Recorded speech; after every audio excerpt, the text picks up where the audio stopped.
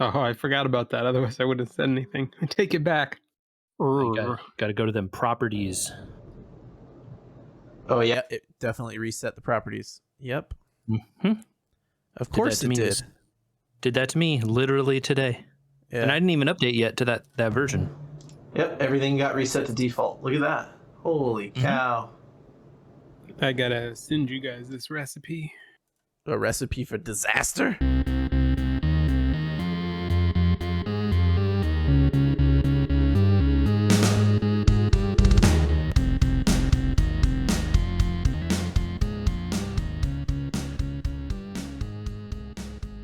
I can hear everybody. OBS thinks it can hear everybody. Somebody else's backup recording, I hope. Yeah, I clicked record. Just in case.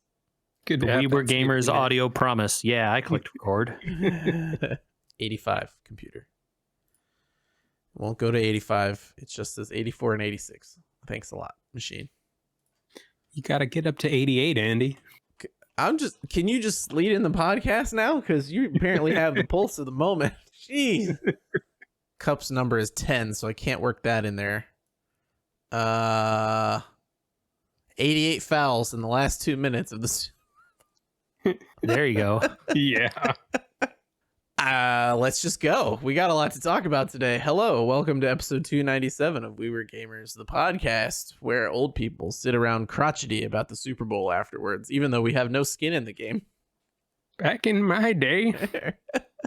Yeah. And I think we all sort of felt the same way in the little conversation we were having. It's just like, why the refs got to go and insert themselves at the end of the game, man? Come on.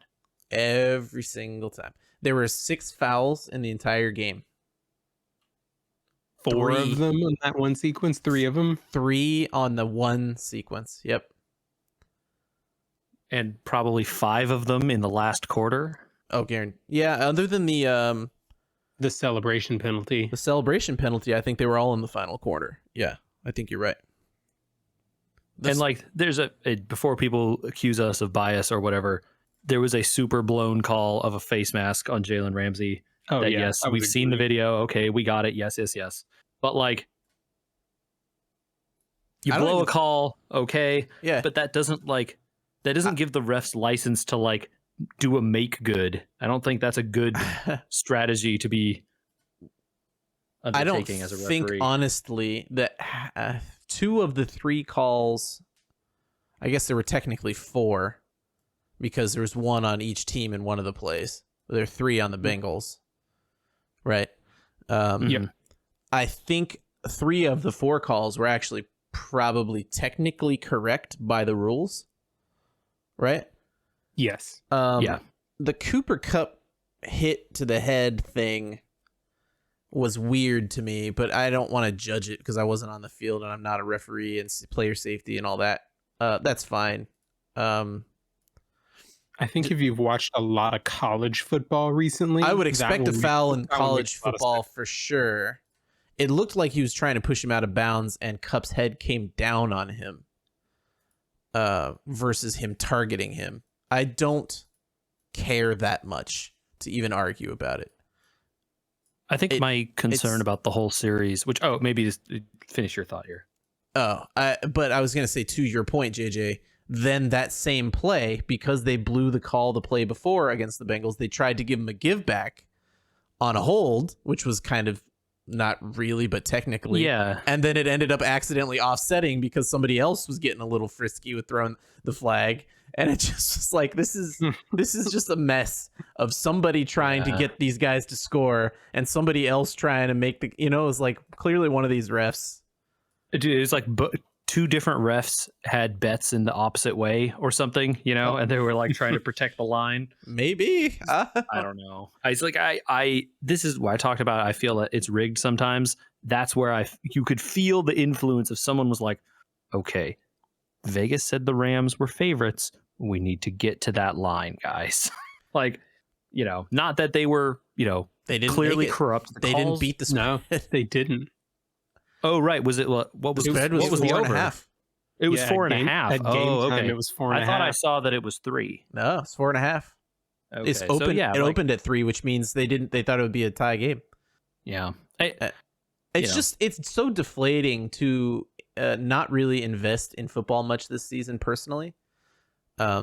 And then get kind of somewhat into like watching two teams play a really good football game, and then like watch one of the teams get really hyped after one of the other teams was really hyped, and then just everybody except the most diehard Rams fans just feel the deflation of another Super Bowl going to yellow flags. Mm-hmm. And like way to go. It's unfair as well because the playoff games had been so good.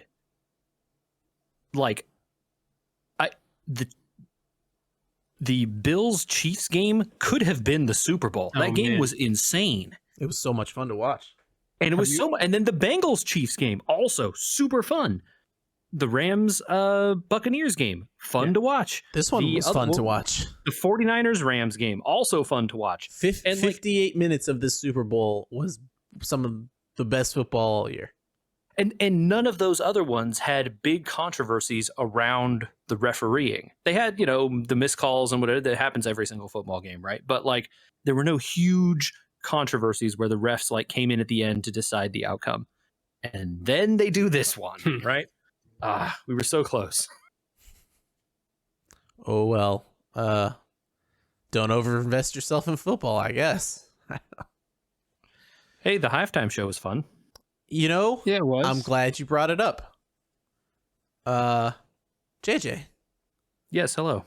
Michael's originally from the East Coast, so, I don't know how we deal with this, but West Coast rap, my man. Yeah. Rap specifically. They old? Is that what you're trying to talk about? Well, we'll get there in a minute. I can't believe 50 Cent didn't pass out. I had a theory that like, because I think in the music video for that thing, he's in a dance scene like that and he's doing like sit-ups up into the ceiling. Yeah. Or I've seen him do that in a video somewhere. Anyway, he obviously sit-ups. couldn't do that now. Although he's still clearly very big, I think, different set of strength. I just felt a little strange about something. The entire set was like stuff from Compton, and the Google map on the ground was Compton. And the name of Dr. Dre's latest album. And Dre was up there. Yep. Kendrick Lamar and Snoop and those other locals. And then you've got Eminem. And my thought was, where's Cube at? Yeah. I don't know if you know, but I don't think they get along too good. I felt like LA sports, he's literally there every time. Basketball. Oh, only basketball? Yeah. I don't know that I've seen him baseball. He was a big has he? Okay, I don't know. I've seen him at baseball games. I think so you don't think Ice Dre Cube, and he could put it aside just for one Super Bowl? Look, I'm sure Ice Cube would happily cash the paycheck. Sure. But I think he's a little more political. And that's a would bummer. say something. Not that Eminem didn't say something by kneeling down, but like, he's white, I guess, and so it's okay for some reason or whatever. I don't know why. Like, obviously people were mad at him, but like idiots are mad at everything. But I think, the lyrics that Ice Cube wrote versus the lyrics that Dre wrote, Dre wasn't singing any of the Cube verses, Yeah. Where Ice Cube was saying like, bad words to the police and the mayor and those sorts of people, right? I see. I see. Yeah. Although I found this out today, Snoop Dogg owns Death Row Records now. Sure does. Yeah. Didn't he write a song that said F Death Row Records? Sure did. Probably. But probably why he bought it. Burying that hatchet for the paycheck.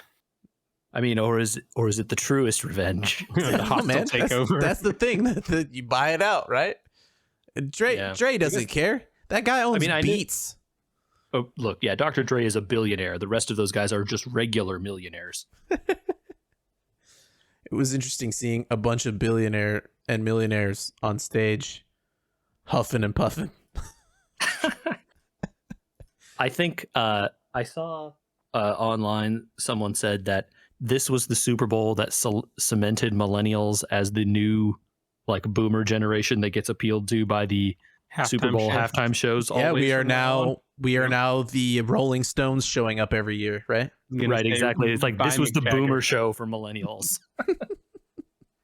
It's like if you were in your 30s or, you know, right around that age bracket, you really liked the show. And if you were outside of that age bracket, you were like, I could not care less about any of this. This is exactly how I felt for many years watching Super Bowl halftime shows. So I thought it was interesting that Eminem does not really like singing those songs, but he definitely, stuck it out. like you say, eventually the numbers on the paycheck get high enough and they're like, yeah okay, fine. Yeah. Oh boy. Well, I wondered for a minute since they started singing California Love if they were going to bring the Tupac hologram in. I got worried. No. Yeah. that would have been crass, I think. I agree. I'm happy they didn't. I think if people make the physical decision to go see that, that's up to them. But don't stick it in the Super Bowl. You know what I mean? I agree with the decision not to do it. That's for sure. Politically answered. Congratulations. I have a question. Could we do a component class moment of a question and answer situation? Sure. I think so.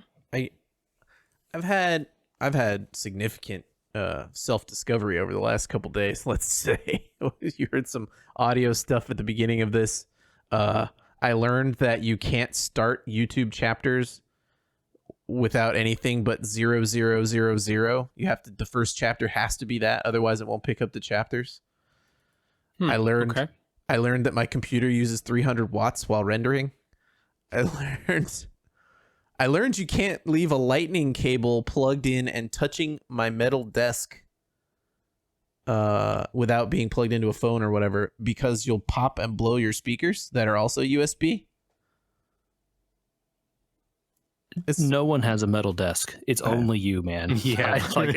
This is a problem of thine own design. Or actually, you know what you do need? You need to drill a screw or something metal into the base of that desk somewhere and get a wire and connect that wire to the wall or something and ground it out. Ground in one of the outlets. Yeah. I don't think that's a bad idea. I probably should. It will work. The desk. Yeah. And then you will stop having that problem with your lightning cable. Yeah. No, I didn't even think of that. But when you said it, I was like, oh my God, he means I should ground the desk, and that's genius. Electrical engineering. Hey. I didn't take those classes for no reason. Only nearly no reason. I had another issue that I have yet to solve. I solved all these other issues. Well, not all of those were issues, but they were discoveries from issues that I was having. I have 2 G-Sync monitors. As far as I understand it, if I open the display settings, right, and you get into the, well, I guess you got to go to NVIDIA panel or whatever it is. The NVIDIA control panel or the GeForce Experience one? I think it's NVIDIA control panel. Okay. I was going to say, I think that's the right one. That's the one that gives you your basic monitor information. Yeah. Setup G-Sync, right, is right there in the side displays. Enable G-Sync on G-Sync compatible. Enable for full screen and full screen windowed. That's selected for both monitors. Then am I supposed to turn on I'm still getting tearing. Okay, so here's the thing about G-Sync. You should not be using V-Sync if you are using G-Sync. Oh, so that's the thing. I've tried it both ways, and both ways I still get tearing. You shouldn't be. I don't know why. So that's what I was trying to ask you guys. What are your... I assume you're both using either G-Sync or V-Sync. Although V-Sync causes input lag and G-Sync supposedly doesn't. Anyway, I still, especially in these modern warfare games during cinematics, I get heck loads of screen tearing. So there's two things potentially going on there, though. The tearing could be representative of number one, things being streamed to you over the internet, and it can't like fix that, right? Mm-hmm. Additionally, sometimes games have different, like if you disable VSync on the monitor, are you also disabling it in the game? Because a lot of games have settings which override the defaults. It's a virtual certainty that they all have VSync settings. Yeah, I mean, for these specific ones, I'm pretty sure it's turned off. You know, there's no, I mean, as we discovered earlier today with OBS, there's no telling when they're just going to reset your settings. Fair. But also, is that game at a locked frame rate? Like, you know, I've also tried to lock the refresh? frame rate at 144, and for some reason it won't do it. I see it shoot over 300. What was that, Michael? Oh, no. I think JJ was going to say something. I was going to say, it shoots over 300 and stuff, but probably like in the menus and stuff, not when you're like actually playing. Yeah.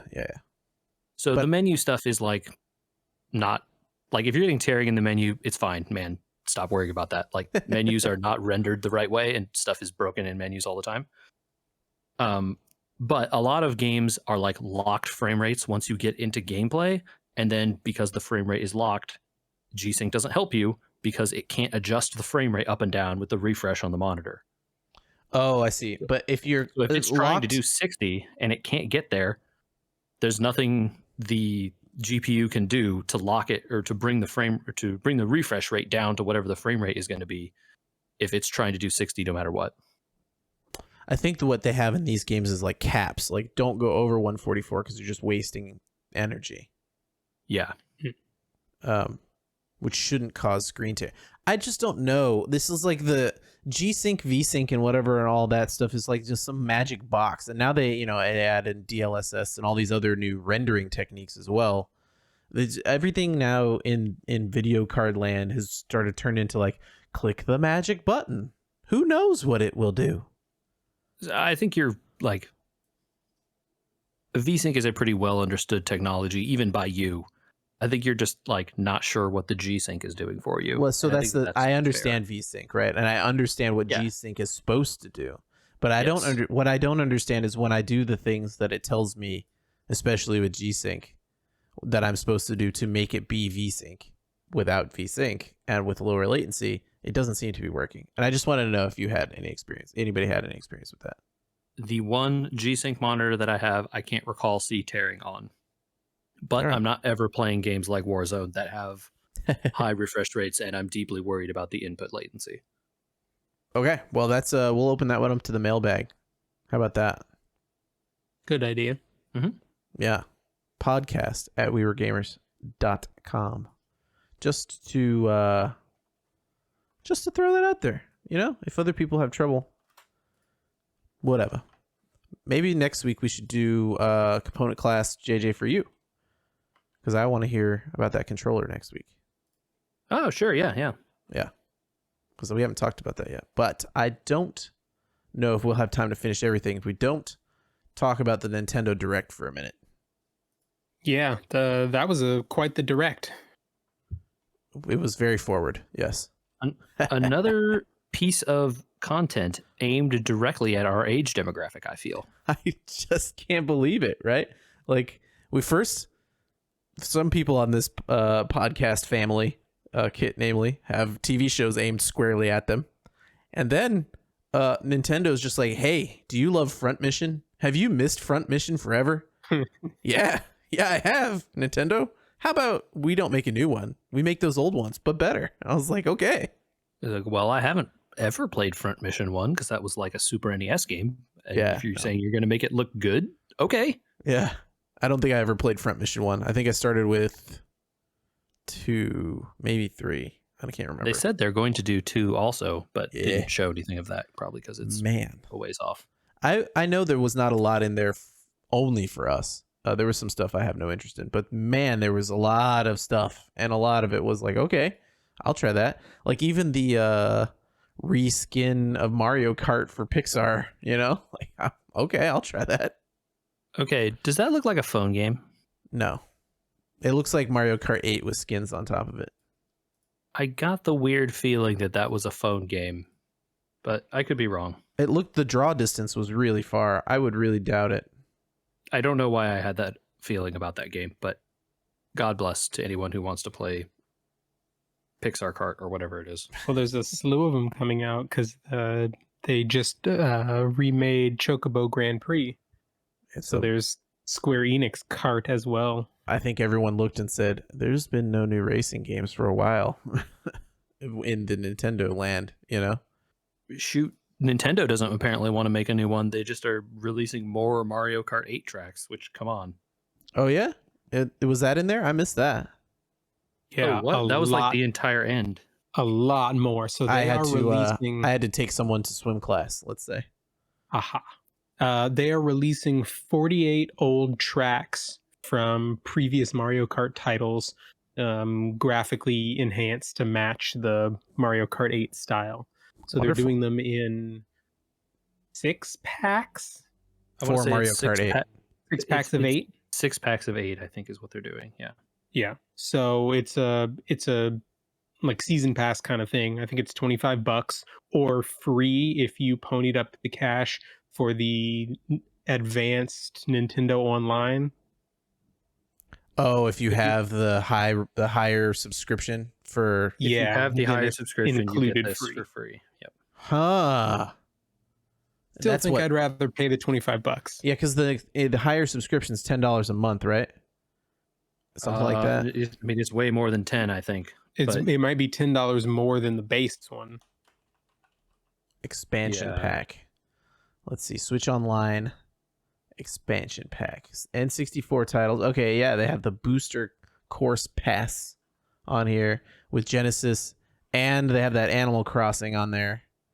Where the pricing at, Nintendo? Of course you don't want to put it on here, right? Because it's too much.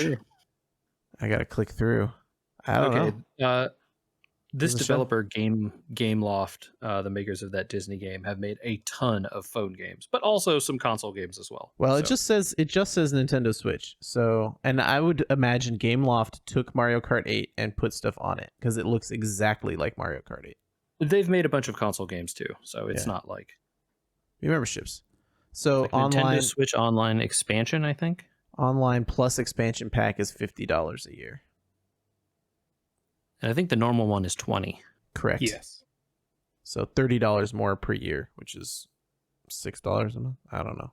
What does that mean? No. I mean, it's still like less than a month of Netflix or whatever. Yeah, of course it is. But from everybody's reviews of that N64, they don't work. Woof. Yeah, I think the value is lacking there, maybe. But so, and they're also selling this DLC. You could just buy it, right? Yeah, you could just buy this, and considering the price difference, you might as well. I think if you're not going to play the Nintendo games, I think they said it's $25 for all these 48 old courses. And again, no new courses. It's only courses that have existed in other Mario Kart games. Yeah, but that's an entire game. Yeah, that's more than an entire game. That's more than Mario Kart 8 shipped with, right? Yeah, for sure, it is. Yeah. Okay. I don't know. I think I wanted Mario Kart 9. Just like stop with this. Make a new one. I don't think they need to. I think the community just put those courses in this one. Sure. Sure. I don't think they need to. Anyway, front mission was my big thing. Did anybody else have a oh my gosh moment in the direct other than Xenoblade Chronicles 3? I mean, Chrono Cross. Oh man, yeah. I don't think that was expected at all.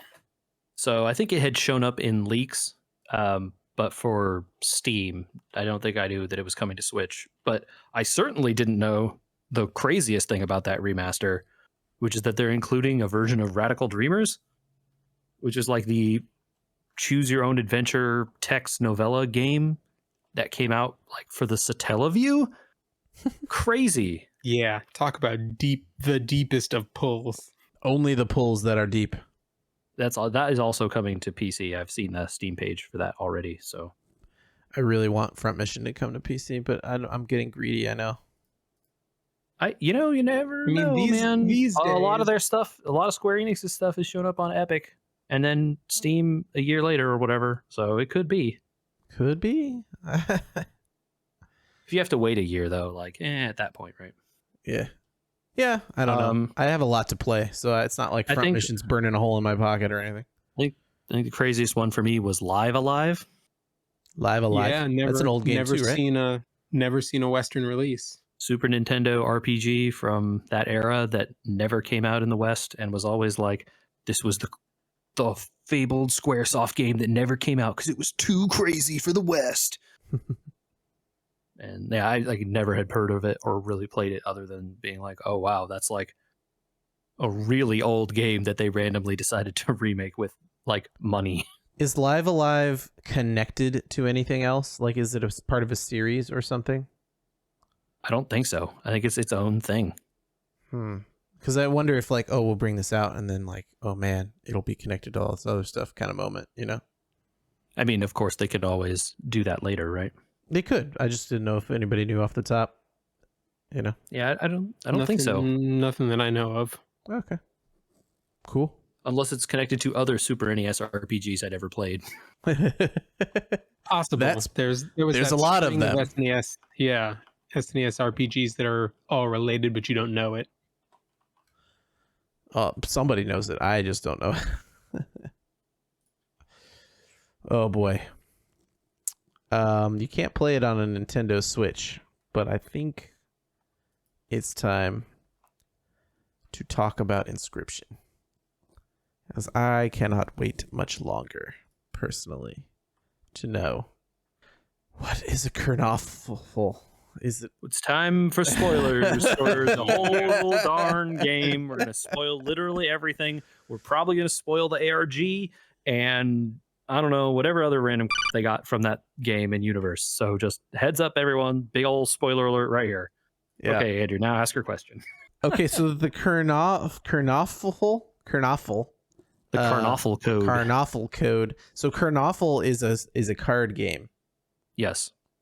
So did we play the Kernoffle code? Is that what's going on? Okay, so in Act 3... I just started at the end. In Act 3, did either of you go visit the trader? Where was the trader? Did you use your hollow pelts? I did not. I didn't find the trader. I did go there. Yes. Okay. I used the hollow pelts in the locked door. Because there was a key that I clicked and I heard a clicking sound to my left, so I went in through the locked door. Right. At some point, you find a key in Botopia, and it opens a door in the real world, or away from the map, to the left that has always been locked. And in there is the trader, and you trade they will your accept pelts for 5 facts, and they will tell you some stuff about the old _data. So how do you like Nazis there, bud?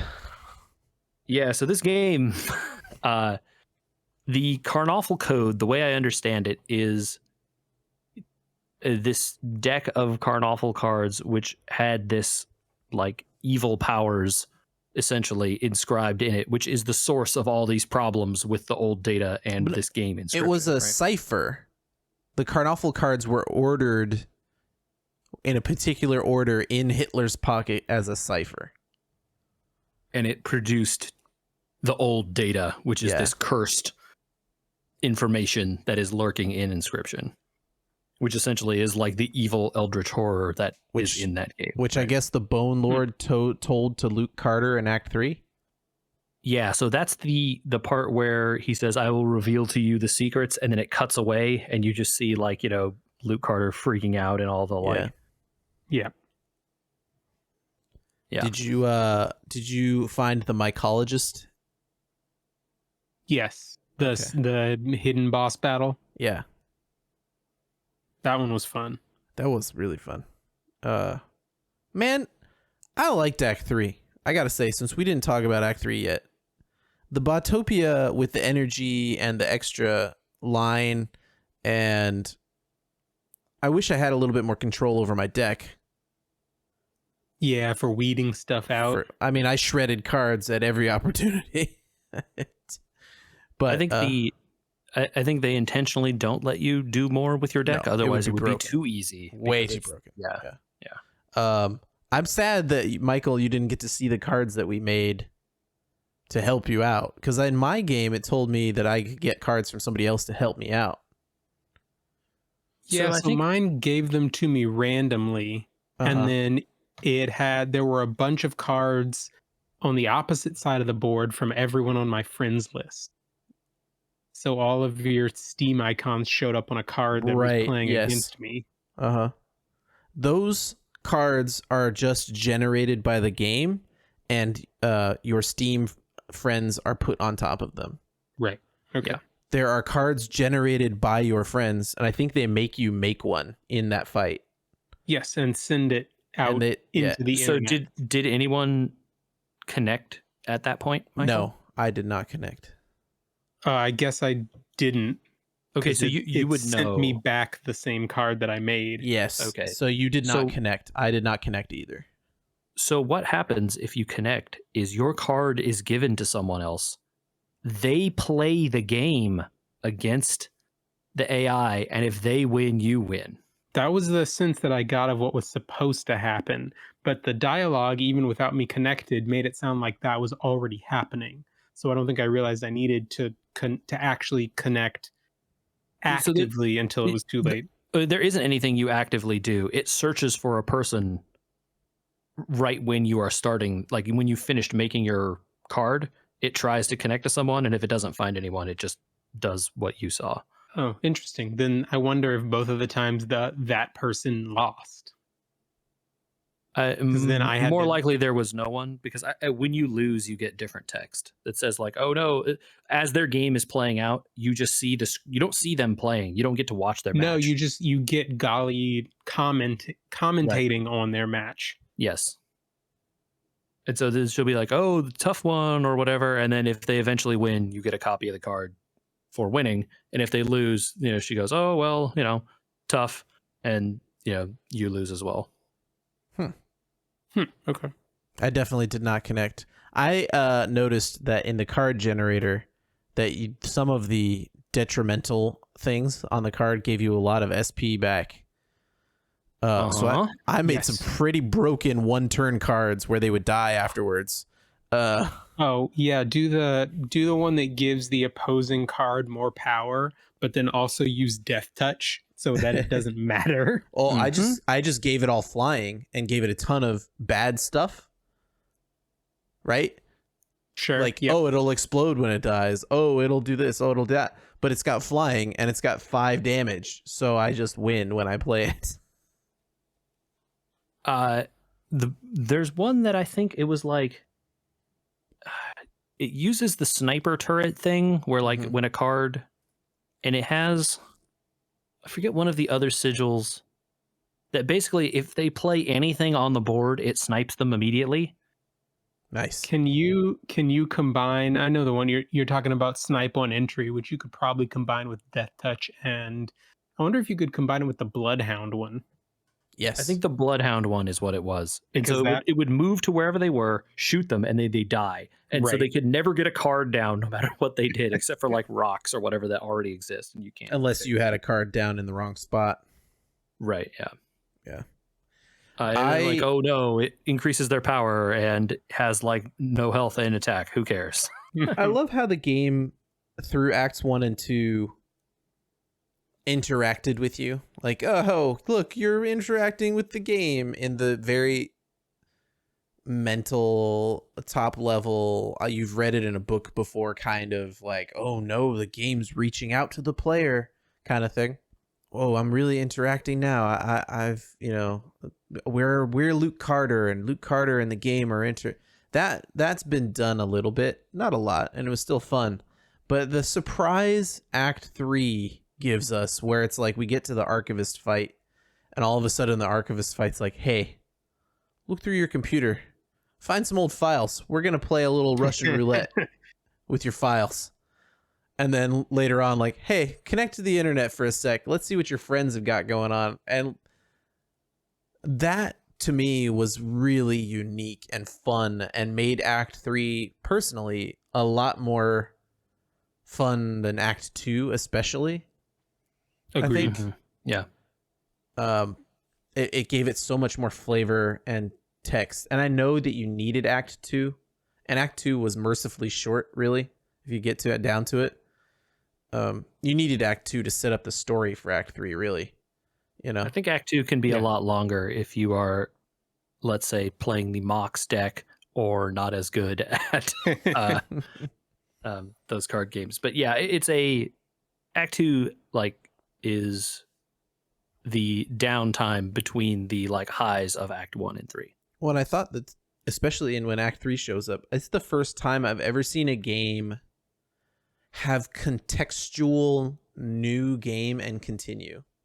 Like, new game and continue are not selectable as you, the player, want to do them. They're selectable only as the game wants them to be used. Right? Yes. Like, it's not opening up Pokemon and deciding which save file you're going to use. Well, they sort of did that at the end of Act 1, right? That was the whole, like, the thing you got in the cabin was the new game symbol, so that you could hit new game and start Act 2. But before that, and even during Act 2, new game and new game's grayed out, I guess, but continue. New game was never accessible, yeah. Yeah, but then continue is normal continue. But like the idea that it could just be switched up at any time and that continue and new game could just go away was kind of really cool to me. And it blew my mind that the Ouroboros kept its stats. I mean, it was just like, what kind of game would do this? I like that you had that revelation in Act 3, and meanwhile, Michael and I in Act 2 were like, my Ouroboros is already a 6/6. This is amazing. Well, mine was I think it was like a 2020 or something like that, because I had, might have been higher. I don't remember. I can look it up later. But it was. So did either of you ever actually matter. Did either of you ever actually see what the Archivist does when you lose? No, I didn't lose. No. Mm. So, they, pick your favorite file, don't the one you love the most or whatever, right? Like, yeah. And with the implication that, like, I'm going to delete it if you lose. The game does not delete it if you lose, because the creator would get like murdered on the internet. But it does leave a text file in the folder that says, like, you should do the right thing and delete this file. Oh my That's gosh. great. I love it. I loved that fight. I wish that it was a little harder, so I might have seen some of the stuff from losing. I think I only lost 1 or 2 fights. One of them definitely was the mycologist when I went there a little too early. Then once I got my Ouroboros, it was fine. I think the revelation at the end of Act 3 that all of this was you giving him the ability to upload the game to the Steam page was the coolest thing. Like, that was the part that I really liked. It was like, oh, well, you gave me access to the internet and the files on your hard drive. You helped me, like, complete the code by doing all these tasks I asked. Thanks. Yeah. I'm going to upload the game now. You should have seen this coming if you were paying attention. I wonder if I like less that there's an ARG around this.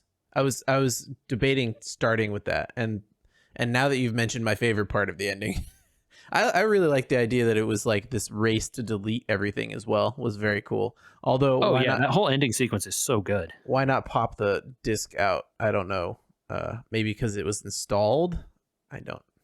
Maybe. So you see him smashing the discs in one of those like crazy scenes. The video, yeah. But while he's trying to upload, why not pop it out?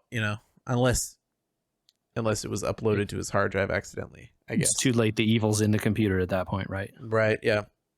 That part matters very little to me because there's an answer for it if you want there to be. But the idea that the story is deeper and not over, and that physically I can't know what some of the stuff I saw meant, even after having read a gigantic file and watched a video. So I it's think a little the video off-putting, or am I wrong that it's not? I think the video and the file explains basically everything except for the stuff that isn't explained by anything, right? Right. Which in theory could be explained by the next game. Since apparently that's this guy's games have like certain threads of connective tissue. Did you all watch the secret video? Not yet. Okay, I won't say that. I mean, you can spoiler. I was look. gonna say, you can go into it. The secret video is 30 seconds long. I don't think it's going to spoil him, right? There's I a mean, chance that it there's is. a sequel to this game. No. So I think you misinterpreted that, Andy. I think that computer and the date on that video Okay. is the day before Inscryption goes live on Steam. Oh, so it actually okay.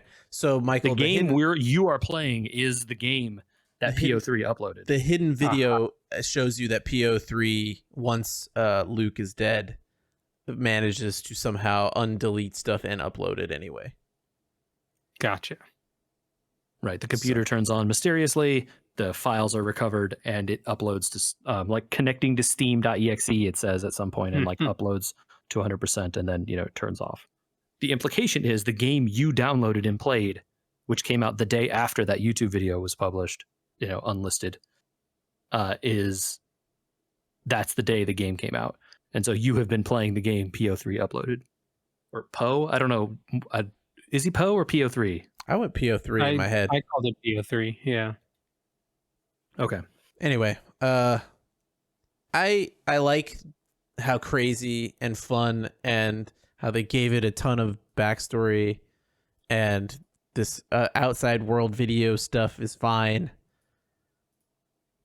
I hope we know enough. Of the 4 versions of the game, then, which one did you like the best, right? Because we saw them all eventually. You saw Leshy's version in Act 1. Yeah. You saw PO3's version in Act 3. Yeah. You saw Grimora's there for a little bit at the end. And you saw my boy Magnificus's Yu-Gi-Oh version at the end also. Yeah, the battle wrist. Oh my god, it was so cool. I thought that because it was the end, the mage version was the most boring because they didn't have very much for me to do. I beat the other stuff too quickly, and so I just sat there putting cards down until the game ended, Yeah. The life totals are so huge in that point that you can't ever really kill each other. Yeah, it doesn't matter. Well, and then the numbers start glitching out almost right away. Right. And so then it doesn't matter. Then it truly doesn't matter. Right. But it's pretty cool to like let their stuff live and watch it attack, because it's like it does look like Yu-Gi-Oh, which I think is pretty sweet. You have like a disc and everything. So if I could have had Botopia with the graphics of that mage thing at the end, I would be pretty happy. Botopia was a pretty good version of the game, although the card version in Act 2 is really good too, because in Botopia there's really no more interaction between bones and all that others and sacrificing and all that stuff. I think my complaint about Botopia is there's basically no storytelling at all. It's just like, here is card game, time to play game. That's all. Like it was. Yeah. It's all bare around bones you, game. I guess. Did you find the slime? Yes. Oh yeah. The slime is the bro, man. Love that guy. In Act 3, yeah. And you get the angler card and the wizard or whatever, the bad wizard. Yep. We were like, so mine. Well, I don't know about you guys, but in my playthrough, every time I got to the like swap a card with PO3, those cards kept saying choose me, and I went with it thinking that something else was going to come of it, and then it never really turned into anything. Oh no, I think that happened in Act 1 too. I think the named scribes in Act 1 didn't like to be picked, so they would always just say, don't pick me. Right, yeah, this was the opposite. Yeah, but I don't think you get anything different for picking all of them or doing what they say, except that the wizard is kind of bad, so it's okay to get rid of him. Yeah, dump that wizard pretty quickly. The angler is not awful, but it's nothing special. I liked the adding gems to a card thing in Act 3 was pretty cool, where it's like, gems are just an upgrade. It's just better. Yeah, where it kept powering up your gem containers. I just really tried to always make things cheaper. That was my thing. I was like, if I could get this at one turn faster, There was, I think eventually by the end of Botopia, my what are those gem container robot, like the squirrel equivalents? Right. Yeah. Were so good that I barely played the cards from my deck anymore. They're those little guys were just destroying everything. I didn't need to have other cards, basically. Sure. Yeah, even if you took the story out of this, I sincerely enjoyed just the card part. I think if I were going to play more time than the 13 hours it took, I would have hoped for something deeper. But because the game switched up so much all the time in between the 3 different acts, it kind of felt fresh each time, and that was fine. But Michael, I mean, I would love to know, Michael, as like a non-card gamer, how you fared through the most of this game. So I really enjoyed it. I think it took me a few hours longer than it took you to finish. I was around 16 and a half hours to get through the whole thing. And you know, there's definitely a bit of a learning curve, especially in this game where some of the mechanics of the cards are deliberately obscured. Okay. Yeah. So Yeah. I think the card game itself was easy enough to get a feel for by the end of Act 1. I think what really gave me trouble, and maybe this is just because I didn't spend enough time really going through the symbols, were the simulated board puzzles.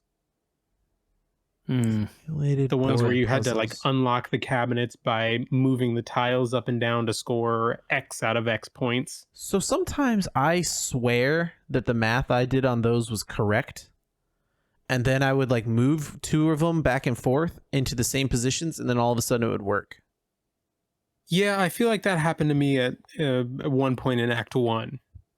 Most of my issues with that one were in the third one.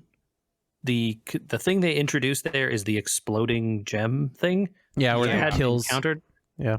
Yeah, And it was like damage. really hard to keep track of the fact of all the directions it explodes, because it explodes both sideways and across from it. And I would always be forgetting that, like, oh, it killed the one over there also, and so the damage doesn't go through. Or like, yeah, I had a really tough time with that one for sure. The first act one, I don't remember there being as much of an issue, but I'm probably forgetting some that were tough.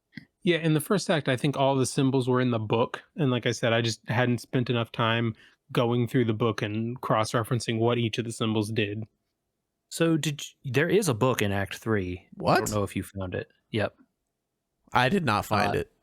Next to the cabinet, I think, if you turn right and look at the wall. Oh, I did find that book. The book Yeah. is there. I totally did not find it. It has the gem destruction symbol and most of the other symbols in there. Yep, didn't find it. I had to work my way through what that was doing on my own.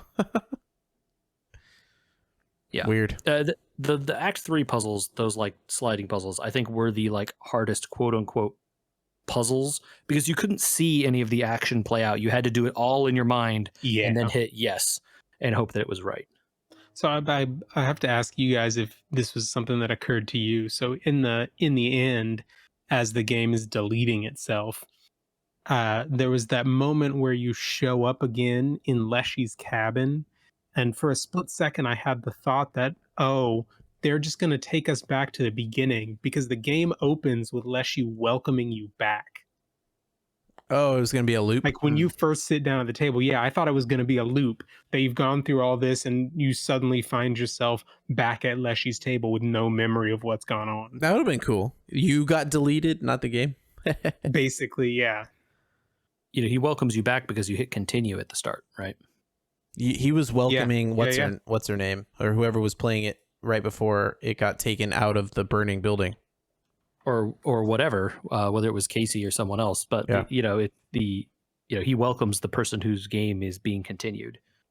But that would have been really cool, Michael. I kind of wish they had done that. Actually, it was like pretty sweet. I had a great time with it. I went back to Loop Hero afterwards, and I'm kind of like playing Loop Hero, and I'm like, this is not that deep compared to. Well, Loop Hero is not deep at all. I know, but like also they don't even have like a book to explain the stuff in Loop Hero. Like, what is this symbol? What is that symbol? What does that do? You know, it made me feel a little frustrated going back to a game like that. Yeah, it's much more obtuse. Like it really, really needs you to like look stuff up, or like to really like. For me, Loop Hero didn't get fun until I started really trying to optimize my placements of all the tiles to get like every percentage point. that's when I started having more fun with that game. But like certainly in the early going, like the first couple chapters, it was kind of like, I'm just putting stuff down, hoping this works. Mm-hmm. I see the appeal of Loop Hero. I'm not saying I don't, and I somewhat enjoy it. You know, you have to change your cards based on what class you are because the Necromancer can't take on vampires and all that sort of stuff very easily. And I just this game was a nice breath of fresh air. There's been a few games like that for me recently, and I don't know about you guys, but like the 13 hours was a perfect amount of time for me to finish it, feel like I got enough out of it, not feel like, okay, well, in Act 1, I missed something in the clock. Oh, what did I miss in the clock? An actual ring. Or are you talking about the second clock? No, the first clock. Yeah, the first an clock actual ring. Okay. There's an actual ring in it, so you don't need the ring ringworm test. or Got the it. Ouroboros. Yeah, a physical ring, and then the Ouroboros is in the other part. Yeah. Okay. And the wolf, and the film Yep. canister. Yep. See, but stuff like that didn't bother me. If I had missed something in Inscryption, I felt like I got most of it. You know, I understood most of it. Same with other games I played that are kind of that, like 15 to 30 hours or whatever. I don't know. Maybe that's just my We Were Gamers revelation of like the length of game I should really be getting into. So this is the perfect segue into a new game that I've been playing really briefly here. Y'all checked out this Vampire Survivors? What? I watched the video after you trailer. linked it. Yeah. What the heck This is game that? This game is $3. Okay, $3. How did you hear about this? The internet, man. How does anyone hear about anything? I don't know. The internet. That's Don't true. worry about it.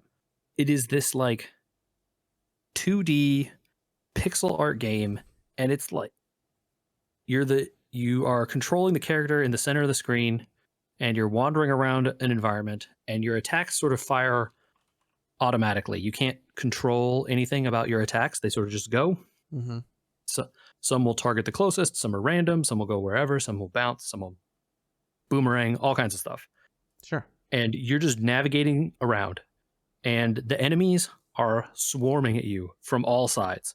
This is like eventually like an unconscionable large number of enemies are just swarming, and you just have to survive as long as you can. That's the whole game. Watching it, it looks like the mycologist got a hold of a TD and a Bulletstorm game. It is very much like a TD in that you can like pick upgrades, and they're all like Castlevania themed weapons because it's like vampire surviving, you know. Sure. And so you can get a cross and a knife and a holy water, and they all have different names, but you know what it is. And they all do stuff. And meanwhile, the only thing you can do is control the character. You can play this game with one hand. And just wander around, try not to get killed, and hope that you can hold back the swarms. And you eventually collect money, and the money can be used to upgrade the characters outside of the game. And then there are different starting characters and different levels and stuff, but really nothing changes. Like each character plays slightly differently, but look, it's the same thing still. You're wandering around as swarms of enemies still come. It's very cool for $3. Like it's this is definitely just a bullet. For $3. I mean, it's not just a bullet hell game, but it's definitely a bullet hell game. Oh yeah. Yes. And the runs are basically I have never seen. Is this like a meme play thing? Longer than this 30 thing has minutes. 40,000 reviews. No, dude, it's good. Like this game is fun. And like you probably couldn't play it for more than 10 hours because you would get every single upgrade and then just be done. Okay. Like, there's nothing else to do. Creed Odyssey has 100,000 reviews. This thing has 40,000. How is that possible? $3. It's just but $3 games is really cheap. But when they're good, they do, because this game is awesome. Well, it's still early access, and I'm starting to develop a theory that I shouldn't buy this game early access. is worth $3. You should in read early some access. of the reviews, Andy. Oh no, this game is worth it. It is so good. Okay. What's your favorite one so far, Michael? Money can't buy happiness, but it sure can buy endless fun. This game is endless fun. Video game. What's that? One of them just says, "If heroin was a video game." Well, dude, you do die, and you're like, dude, I was so close to getting that next upgrade, It's not fair. I died. That stupid bat got me out of the corner of my eye. I'm really upset about this. I'm going to start another one right now. Definitely had that happen. You guys, for $3. It's $3. You spend more than $3 on a cup of coffee. Like, this is in one of the better reviews I investment just than read. The review. Oh, here we go. Someone redid the lyrics to "Whip It" by Devo. This is a winner. I will say the upgraded whip is pretty sweet. Dude, 41,000 positive reviews, 400 negative reviews. That's what's the opposite of being ratioed? I mean, it's still ratioed. It's just positively. The best ratio, yeah. Yeah. You got it for $3. It literally is nearly free. You guys should play it. This guy It's says so he fun. 100%ed it in 9 hours. Yeah. Okay, yeah. I think I've only been playing it for like 3 hours. The runs are capped at 30 minutes because I'm pretty sure at 30 minutes a boss spawns that has so many hit points it's impossible to kill. And in the beginning you won't last that long anyway, so don't worry about it.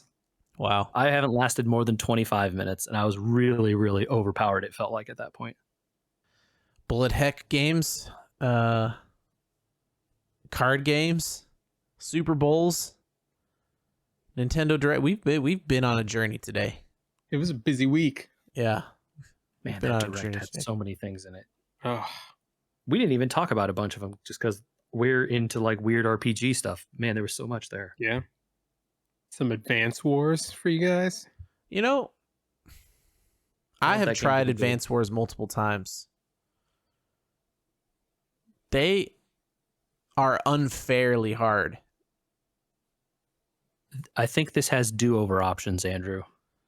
Like Okay. take back your turn to the start of the turn But options. some of these types of games you can like mess up the puzzle that is the answer to sure.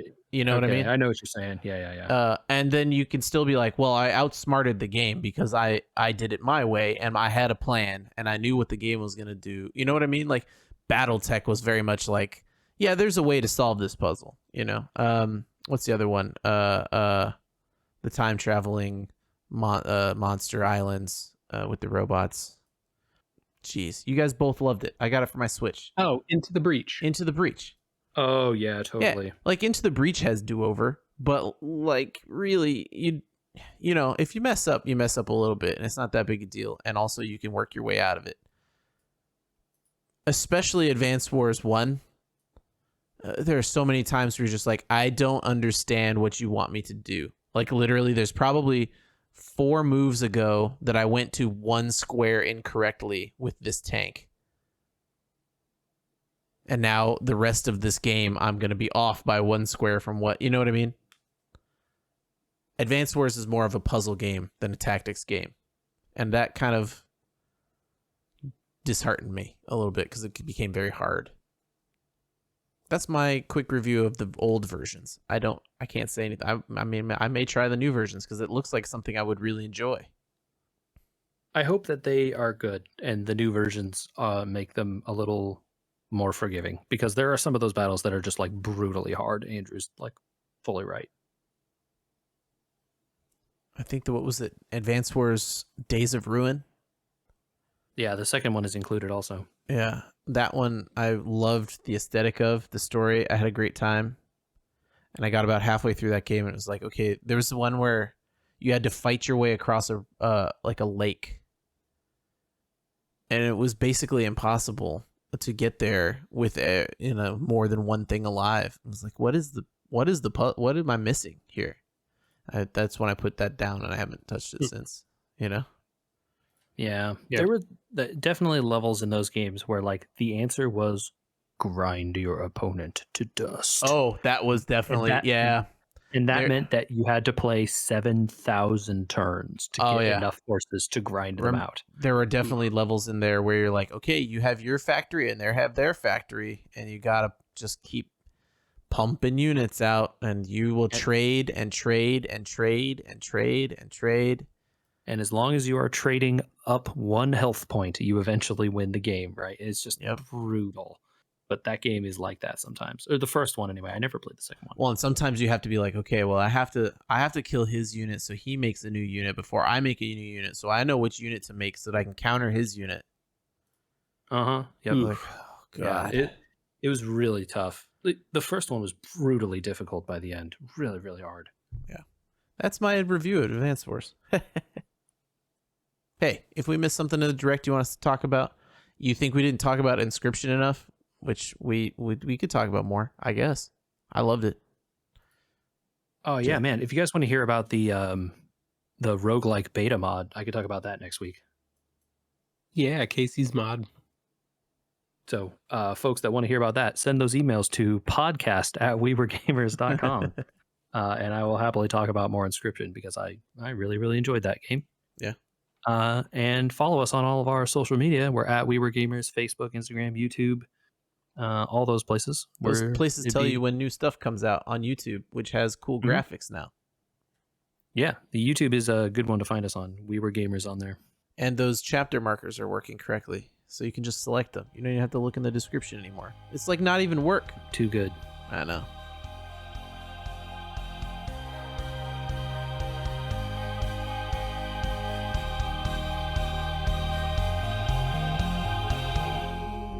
Why do you guys give me the gold after I stop recording? I'm still recording. I'm guessing like a year before that comes out on PC and I get to play it. Yeah, Let's see. probably. 2 years. I don't think it'll be that long. I think they'll want to capitalize on it sooner rather than later, given that they've already ported over the original. Yeah, I bet a year. That's my guess. Long enough for them to start getting it way cheaper on the consoles, and then they sell it for full price on the PC again. Well, did you hear about them doing that for the original? In some of the international markets in the last like 2 or 3 weeks, the price of the original has tripled. Yeah, because it was on sale and they stopped selling it. Like that has happened a bunch right before new games and series comes out. They stop putting the old ones on sale. You can't Square buy Enix does it a Horizon? lot. It sucks. No, you can, but you're now paying almost new game price for it. Really? I have a copy. The game was half off or less even. More than half off. You talking about In Zero some of the Dawn? Yes. Yeah. I could buy it for In some of the $5 on eBay right now. So yes, in the US you can. Oh, but you're saying somewhere else. This was international digital storefronts. Oh. Every time publishers release new versions of their game, a lot of them go through and like jack up the prices for the digital versions in other countries to like match inflation in the US or whatever. And it really screws over a lot of like third world countries and stuff sometimes. I say third world country, but really every country that isn't the US. Yeah, pretty much.